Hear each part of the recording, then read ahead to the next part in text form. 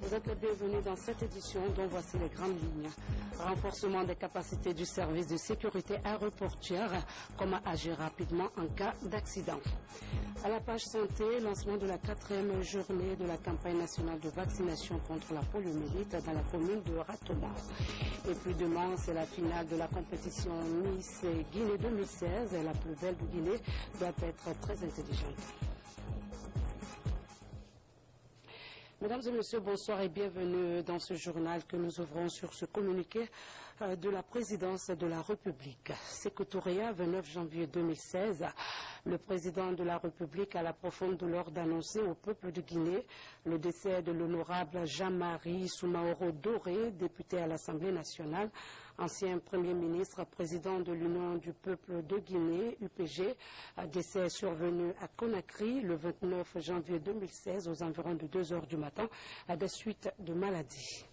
En cette douloureuse circonstance, Monsieur le Président de la République, le professeur Alpha Condé adresse ses condoléances à la famille éplorée ainsi que celle du peuple et du gouvernement guinéen. Que l'âme de l'illustre disparu repose en paix. Amin. Le programme des obsèques sera communiqué ultérieurement par voie de presse.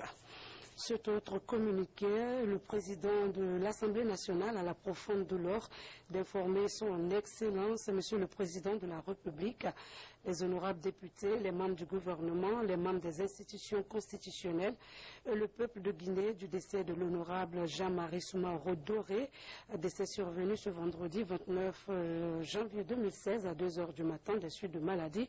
À cette douloureuse occasion, le président de l'Assemblée nationale présente ses condoléances au peuple de Guinée et à la famille éplorée. Le programme de la cérémonie des obsèques fera l'objet d'un communiqué que l'âme de l'illustre disparu repose en paix. Amin.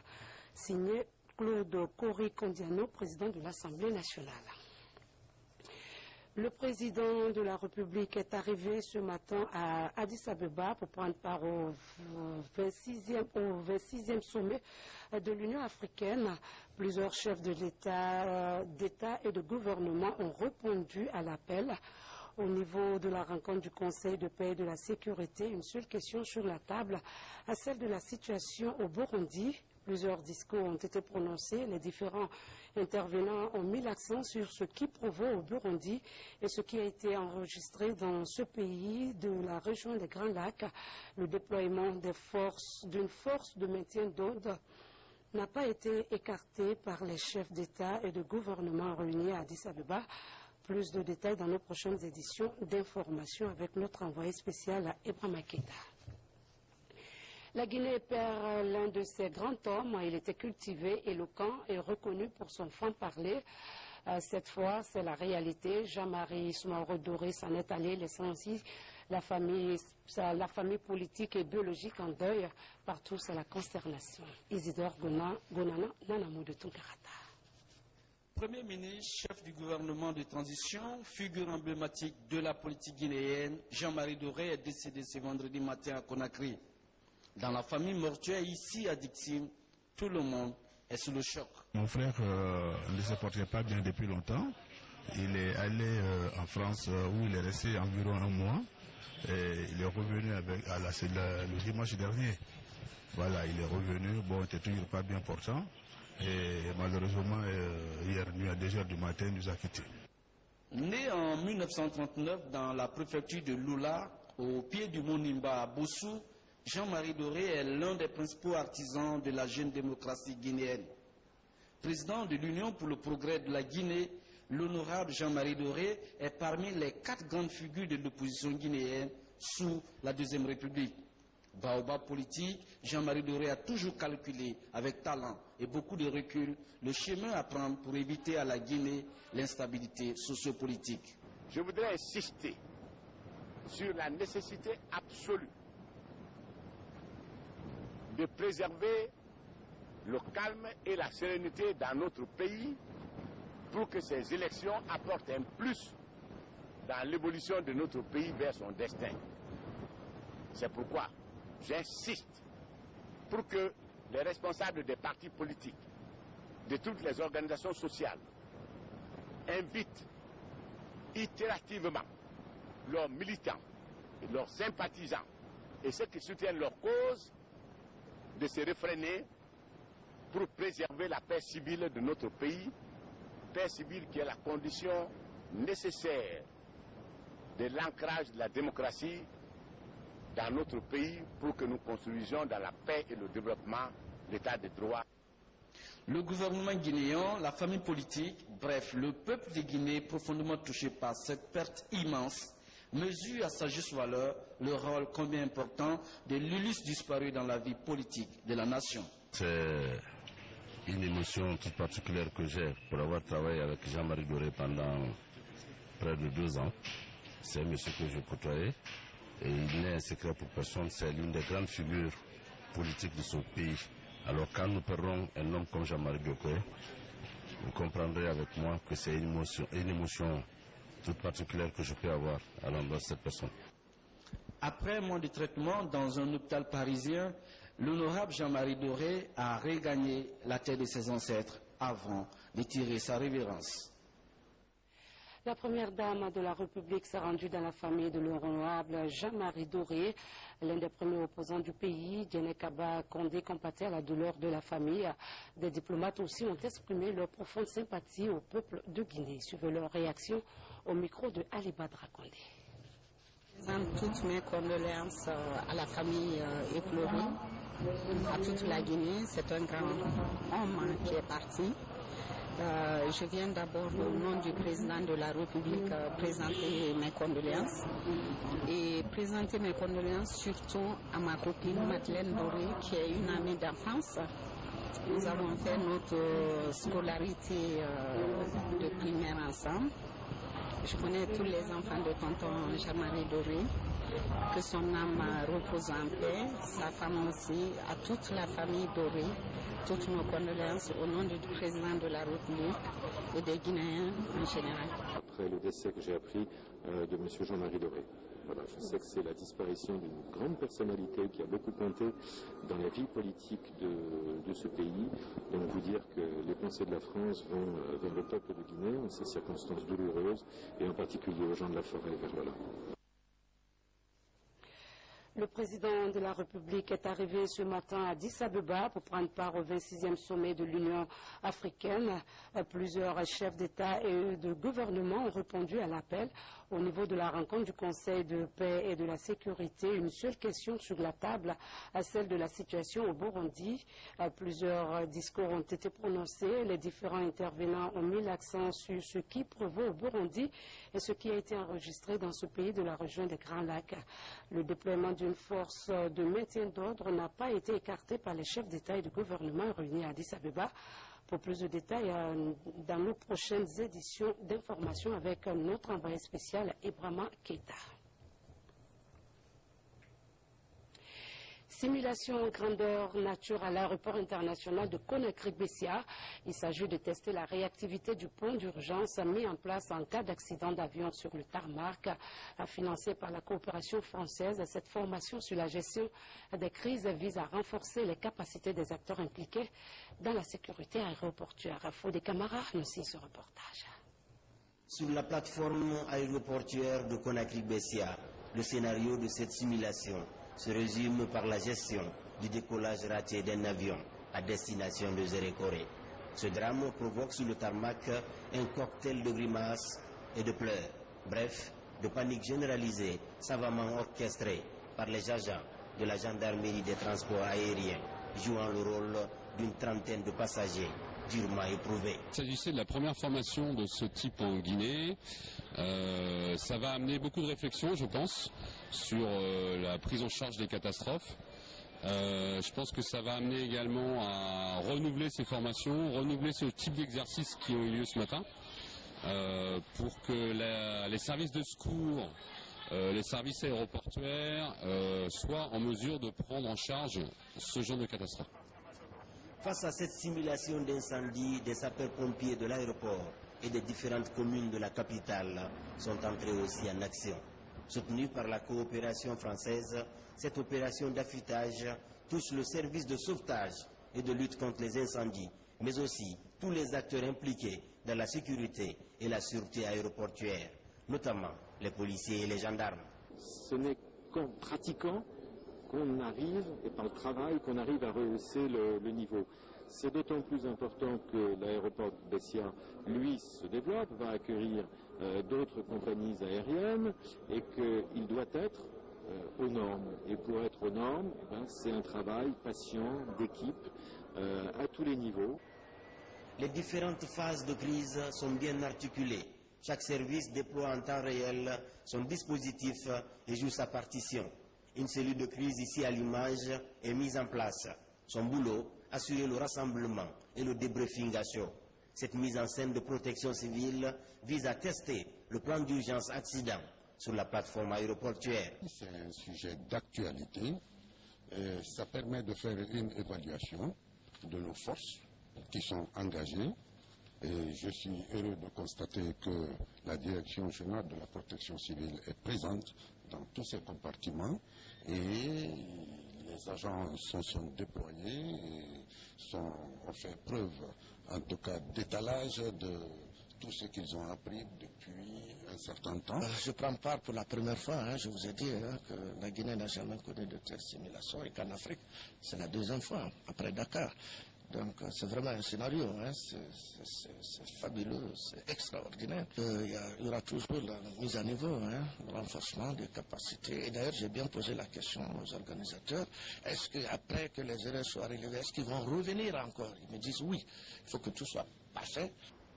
Autre phase du plan d'urgence accident d'avion, l'alerte de détresse de la tour de contrôle, le traitement des blessés et la prise en charge psychologique des potentiels membres des familles des victimes, et même une communication tous azimuts aux médias et aux autorités publiques est prévue.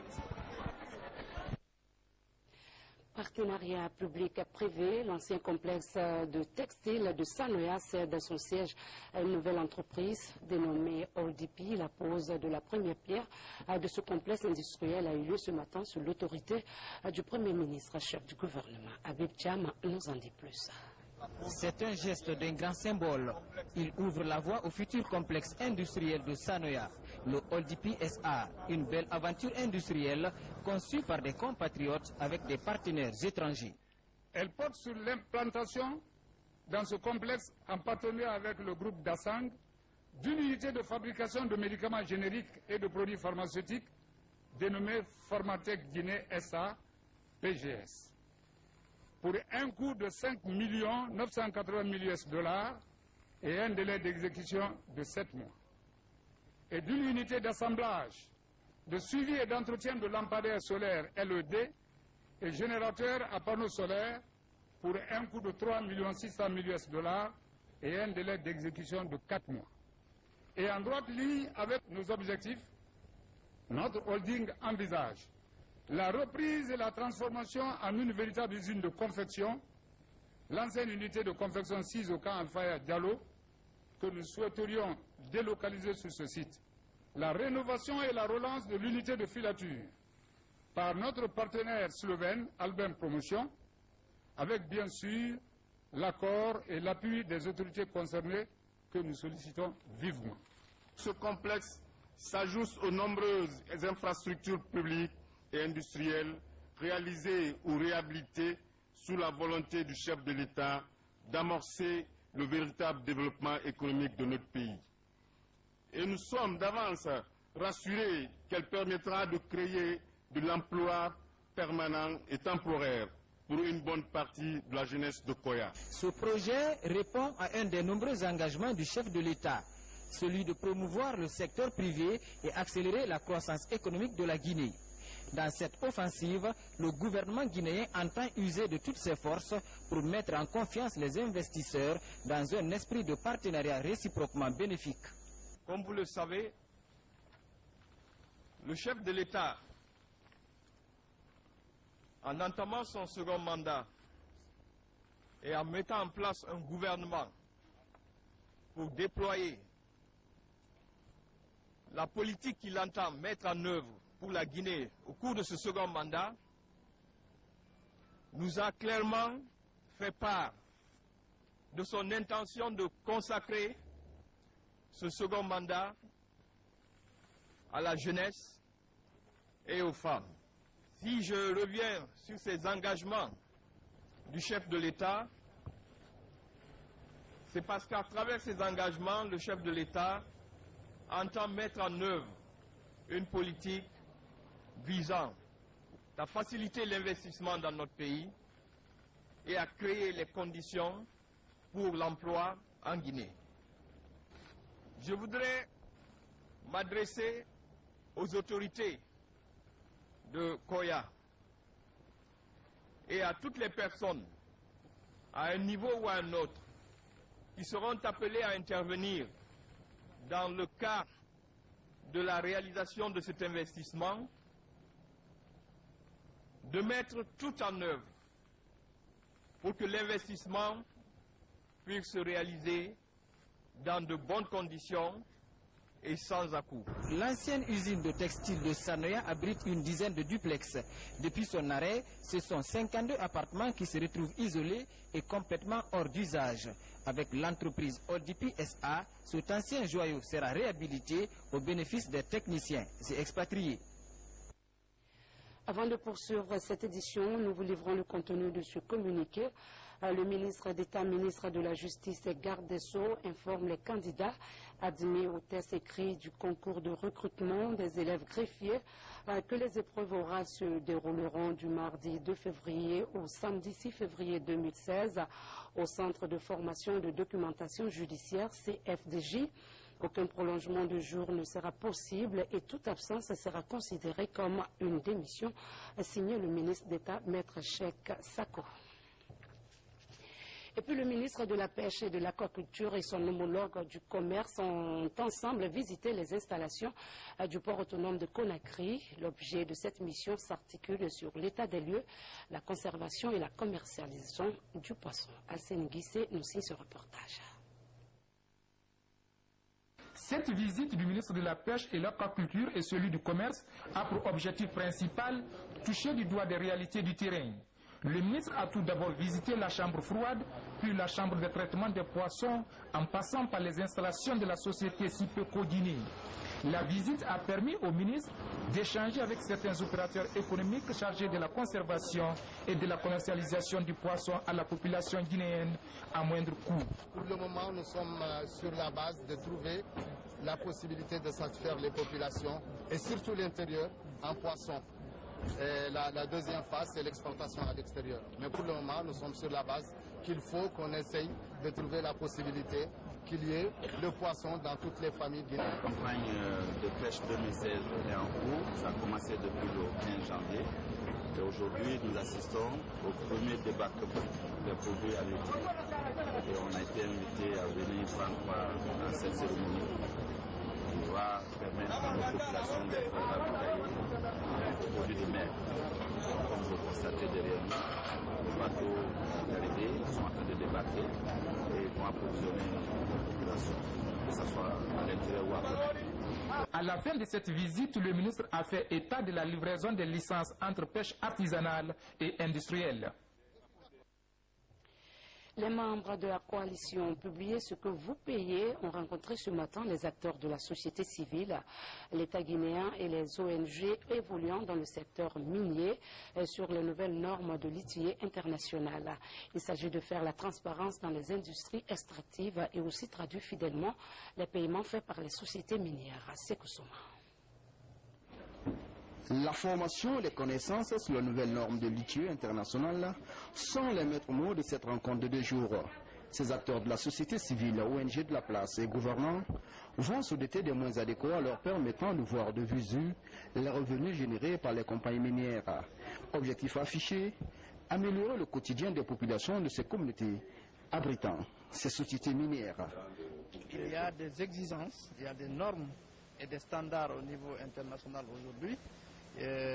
Ces normes, vraiment en termes de divulgation et en termes de bonnes pratiques, vont permettre véritablement aux citoyens de comprendre qu'est-ce qui est vraiment engrangé par le secteur minier pour que ça soit su et connu par les communautés. L'État a un rôle de régulation, a un rôle d'accompagnement, mais surtout a un rôle de transfert de compétences et de moyens au niveau des collectivités locales. C'est la coalition Publier ce que vous payez qui pilote la rencontre. Le respect strict des normes de l'ITIE est le combat qu'affiche la coalition et ses partenaires. Elle s'engage de mettre à la disposition du public guinéen toutes les cotisations faites par les sociétés minières. C'est la représentation mondiale des citoyens qui réclament à leurs gouvernements respectifs, aux sociétés minières qui exploitent nos ressources, de rendre publics les paiements qui sont faits pour le compte de l'État et pour les communautés, pour que les citoyens à la base, on sache qu'est-ce qui a été payé, où est allé cet argent et est-ce qu'il a servi au développement de nos pays et de nos localités.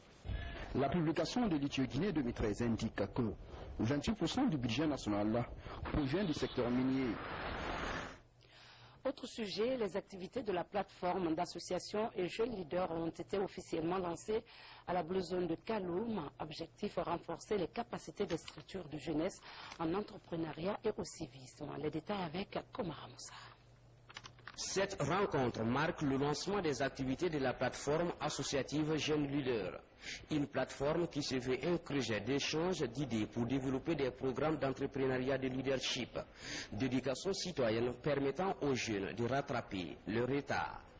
C'est pour aider les jeunes de travailler en synergie. Il y a beaucoup d'associations sur toute l'étendue du territoire national guinéen. Malheureusement, chacun dans son petit coin. Il y a assez de faiblesses lorsque nous travaillons de façon individuelle, puisqu'on le dit d'ailleurs, en synergie, nous pouvons être beaucoup plus efficaces et nous pouvons avoir beaucoup plus d'impact sur le terrain. Née le 5 juillet 2015, la plateforme regroupe plus de 60 structures de jeunesse. Pour faciliter la synergie d'action et le renforcement des capacités, un canal de communication est créé. Il s'agit du www.jeunesolidaires.org. Ce site va permettre à 500 organisations de jeunesse de mettre en lumière leurs actions communes. Les partenaires internationaux saluent l'initiative. Nous allons accompagner ces jeunes-là et le PNUD va accompagner, les Nations Unies vont accompagner, parce que tout simplement on ne peut pas ne pas accompagner cette jeunesse parce qu'elle a décidé elle-même de jouer son rôle et elle aura l'accompagnement. L'ambition qu'anime Jeunes Solidaires est d'impulser l'émergence d'une jeunesse guinéenne responsable, enracinée aux valeurs cardinales de la République.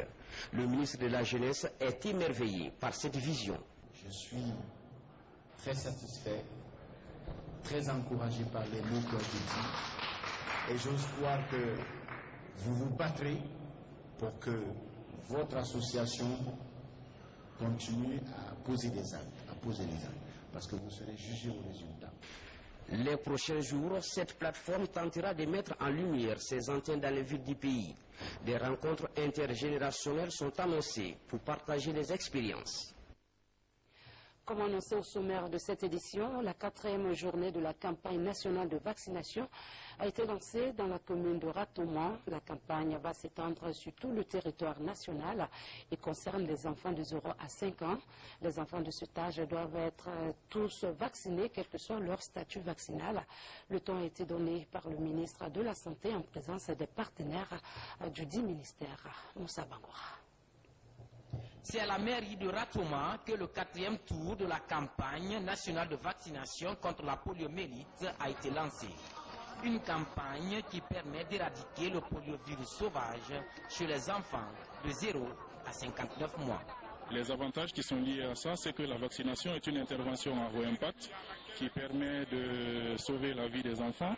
En ce qui concerne spécifiquement la poliomyélite, c'est pour éviter que les enfants ne soient victimes de paralysie des membres. Ces journées rentrent aussi dans le cadre de nos stratégies de soutien au gouvernement, dans le cadre du programme élargi de vaccination. C'est une campagne que l'on fait, mais nous soutenons aussi les programmes de routine. Nous sommes conscients que autant il est important de faire des campagnes, autant il est plus important aujourd'hui que le système de vaccination de routine soit renforcé. Selon les enquêtes réalisées, la région de Kankan est la plus touchée par ce virus en Guinée. Les autorités sanitaires et les partenaires au développement invitent la population à faire vacciner leurs enfants afin d'éviter la paralysie. Est gratuite.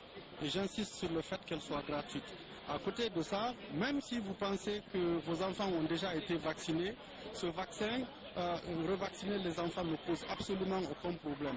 Donc j'invite toutes les familles à se sentir confortables et à sortir les enfants, les rendre disponibles pour les agents déployés sur le terrain pour cette vaccination.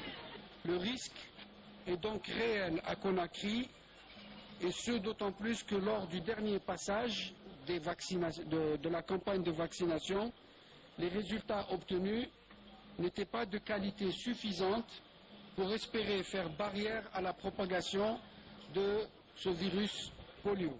4 équipes seront déployées sur toute l'étendue du territoire national pour faire le porte-à-porte. Et plus de 2 millions d'enfants sont concernés par cette campagne. La coordination est assurée par l'OMS, l'UNICEF, le HKI, le CDC, le Rotary et le programme Gavi. La cybercriminalité, une autre forme de crime financier et de délit. Les services spéciaux de lutte contre la drogue et le crime organisé, engagés résolument à remplir efficacement sa mission, vient de mettre aux arrêts un des membres de ce réseau. L'homme avait pour cible les expatriés et se faisait passer pour un diamantaire. Explication en Soumani Toumani Kamara. 48 ans, est un présumé cybercriminel. Il vit en Guinée depuis 2012. De nationalité bissau-guinéenne, l'homme dispose de tous les papiers légaux de son pays d'accueil, la Guinée. Il appartient à un réseau à plusieurs ramifications, opérant dans le monde virtuel très complexe. Sur les réseaux sociaux, Fodé Camara se fait passer pour un diamantaire. Vous avez en face 159 pierres de diamant. C'est de faux diamants, ce n'est pas de vrai, rassurez-vous. Ces escrocs que vous avez en face se permettent régulièrement d'inviter des expatriés notamment, parce qu'il le faut même avec les nationaux, mais des expatriés qui viennent en leur disant qu'ils ont du diamant. Donc c'est régulièrement fait comme ça, et beaucoup ont été victimes. C'est une criminalité transfrontalière. Cette croisade engagée contre la cybercriminalité vise à débarrasser la Guinée de cet autre genre de malfaiteurs. Ces derniers ternissent l'image d'un pays qui offre d'énormes possibilités d'investissement. Il faut prouver à la face du monde que la Guinée a changé et que ce changement veut dire que personne n'est au-dessus désormais de la loi. L'argent que vous proposez, nous on ne prend pas. On est au-dessus de ça. Ça ne va pas sans corruption, il faut le dire aussi. Ça ne va pas un diamantaire comme ça. Maintenant, tu le mettre à la télévision, c'est que tu t'es mis au-dessus de beaucoup de choses. Mais la Guinée est encore mieux que tout ça. Mais je suis satisfait de mes hommes. Et je le remercie très sincèrement au nom du pays, au nom du Premier ministre et chef du gouvernement, et au nom du professeur Alpha Condé qui tient que tout soit parfait dans ce pays. La collaboration des populations avec les services de sécurité est aussi l'une des conditions de réussite de ce combat.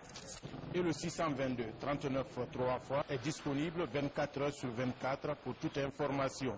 Ces multiples cas présents sur les réseaux sociaux doivent interpeller les tchatcheurs à plus de vigilance. À la même page, 2 présumés bandits dans les grappins de l'escadron de gendarmerie numéro 4 de Matoto. Ces présumés malfrats font partie du groupe qui a cambriolé le domicile de l'artiste Mbalou Kanté. Le haut commandement de la gendarmerie nationale, direction de la justice militaire, appelle les populations à la collaboration. Adjudant Sekou Kamano est notre correspondant de la presse militaire. Ils ont créé un bon climat de voisinage avant de voler.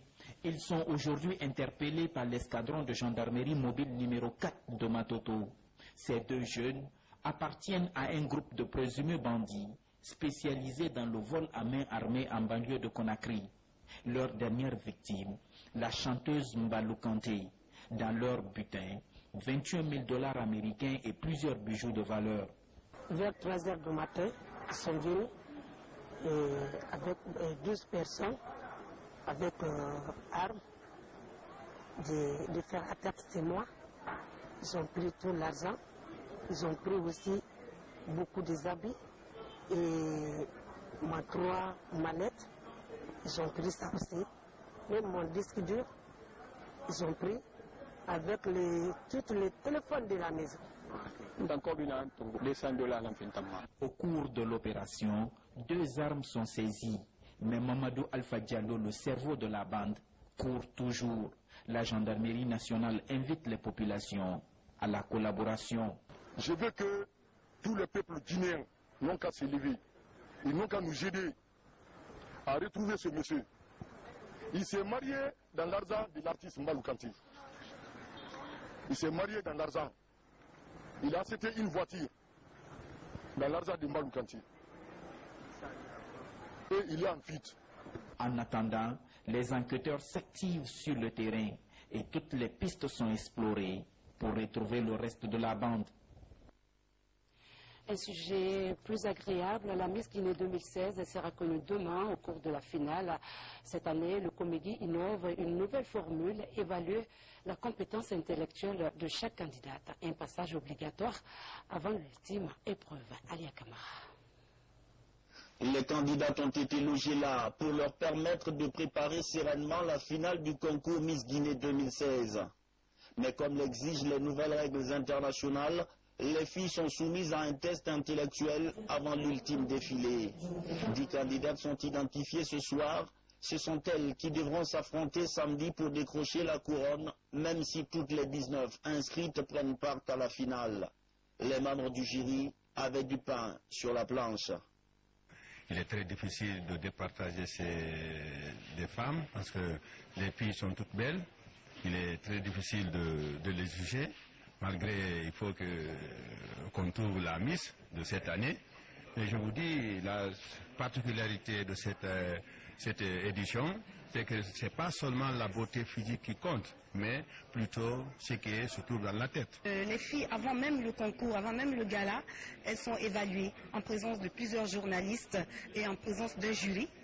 Y compris la présidence de ce jury est représentée par la Sobragui. Donc il y a des questions que nous leur posons. À partir de ces questionnaires, nous essayons d'évaluer chacune et savoir la plus représentative. Cette évaluation intellectuelle est désormais un passage obligé pour la conquête du titre de la plus belle femme de Guinée. Elle a été imposée à tous les pays par le comité Miss Monde.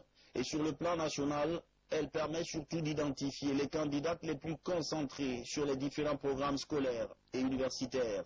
Ce n'est pas seulement la beauté qu'on vise, mais à travers le travail que Mme Joanna Barry est en train de faire, ce travail amène aux filles de s'intéresser à la formation, de se mettre à la tâche, à l'école, pour qu'elles apprennent bien, qu'elles s'informent aussi sur le plan national et international. Ce samedi, une jeune fille va décrocher le Graal et porter la couronne du mandat 2016.